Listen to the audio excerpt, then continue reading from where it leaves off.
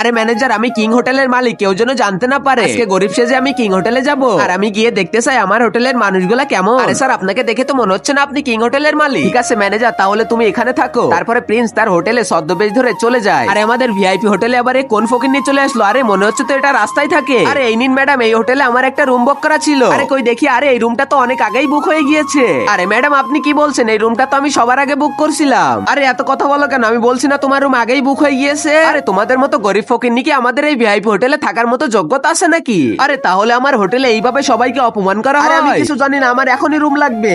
আরে রিয়া, এখানে কি হয়েছে? আরে বলেন স্যার, আপনার কি লাগবে? এই তো স্যার, আমি রুম সার্ভিস দিতে চলে এসেছি। তারপরে এই মেয়েটি রুম সার্ভিস দিয়ে অনেক সুন্দর করে ঘরটা পরিষ্কার করে দেয়। আর আপনার যদি কিছু লাগে তাহলে অবশ্যই আমাকে ডেকে নিবে। এই কথাটি প্রিন্স শোনার পরে সে তো অনেক অবাক হয়ে যায় আর মেয়েটির দিকে তাকিয়ে পড়ে। হোটেলের ম্যানেজার থেকে সে অনেক ভালোভাবে কথা বলে, তাই তো প্রিন্স ভেবে নেয় এই মেয়েটাকে ভবিষ্যতে আমার হোটেলের ম্যানেজার বানিয়ে দেবো। কিন্তু সেটা দেখার আগে মহান আল্লাহকে ভালোবাসলে একটা লাইক সাবস্ক্রাইব করে দাও, আর পার্ট 2 দেখতে চাইলে কমেন্টে পার্ট 2 লিখে দাও।